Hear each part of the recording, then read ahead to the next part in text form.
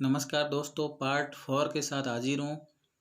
जो important question की श्रृंखला चल रही है उसके तहत पार्ट 4 है। इसमें प्रतियोगिता परीक्षा की दृष्टि से इम्पोर्टेंट क्वेश्चन डाले गए हैं। ये रीट, पटवार, कांस्टेबल आदि के लिए इम्पोर्टेंट है। चलिए शुरू करते हैं। क्वेश्चन नंबर 101, बैराज किसे कहा जाता है? ये केवल सिंचाई के काम आने वाला बांध को बैराज कहा जाता है। नेक्स्ट अगला क्वेश्चन है, राजस्थान के एकाधिकार वाले खनिज कौन कौन से हैं? जिसमें राजस्थान का एकाधिकार है, वोलेस्टोनाइट और जास्पर, दो खनिज है, उसमें राजस्थान का एकाधिकार है। वर्तमान में भारत का प्रमुख तेल उत्पादक क्षेत्र कौन सा है और कहाँ स्थित है? ये है बॉम्बे आई, जो कि अरब सागर में स्थित है, मुंबई के पास में। अगला क्वेश्चन, राजस्थान का सबसे बड़ा सेज कहाँ स्थित है? सेज का मतलब स्पेशल इकोनॉमिक जोन, तो ये है सीतापुरा, जयपुर में स्थित है। नेक्स्ट अगला क्वेश्चन, जनसंख्या वृद्धि के 3 कारक कौन कौन से हैं? तो इसमें 3 प्रमुख कारक आते हैं, जन्म, मृत्यु और प्रवास। तो ये तीनों प्रमुख कारण हैं जनसंख्या वृद्धि के। नेक्स्ट अगला क्वेश्चन, राजस्थान में सर्वाधिक और सबसे कम लिंगानुपात वाले दो जिले कौन कौन से? तो सर्वाधिक में आया डूंगरपुर 994, राजसमंद 990, और सबसे कम में धौलपुर 846, जैसलमेर 852। लिंगानुपात क्या होता है? 1000 पुरुषों पर स्त्रियों की संख्या को लिंगानुपात कहते हैं।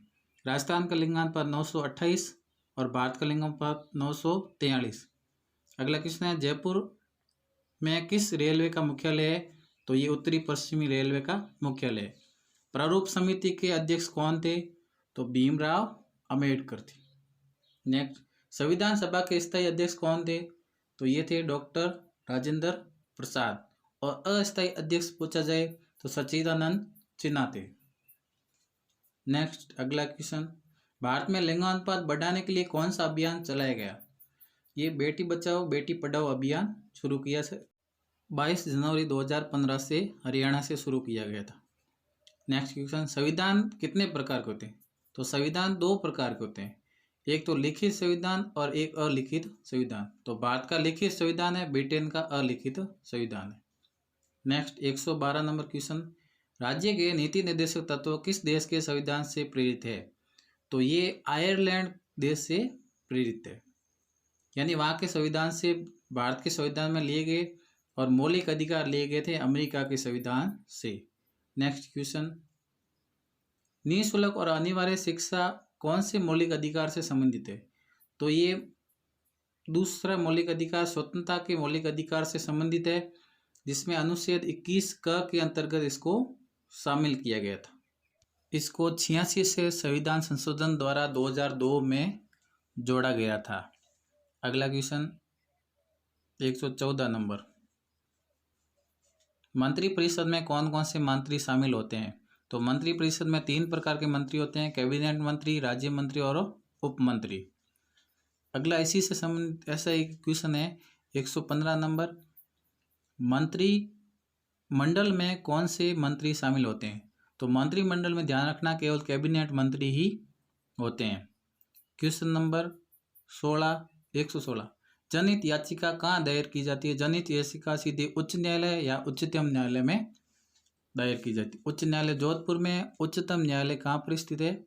नई दिल्ली में स्थित है, वहाँ पर सीधे इसको जनहित याचिका को दायर किया जाता है। अगला क्वेश्चन, राष्ट्र निर्माण में कौन से तत्व आवश्यक है? तो राष्ट्र को निर्माण करने के लिए 4 तत्वों की आवश्यकता है, भूमि, जनसंख्या, संप्रभुता और सरकार। इन्हीं 4 तत्व होंगे तो ही राष्ट्र का निर्माण होगा। अगला क्वेश्चन, 1857 ईस्वी की क्रांति राजस्थान में कहाँ से शुरू की गई? तो राजस्थान में नसीराबाद से शुरू हुई थी।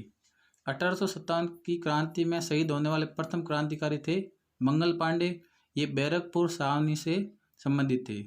अगला 120, वर्तमान में भारत के नीति आयोग के अध्यक्ष कौन है? प्रधानमंत्री नरेंद्र मोदी है। प्रधानमंत्री ही नीति आयोग का अध्यक्ष होता है। अगला नेक्स्ट क्वेश्चन, 1857 ईस्वी की क्रांति के समय राजस्थान में अंग्रेजों की छावनियाँ कहाँ थी?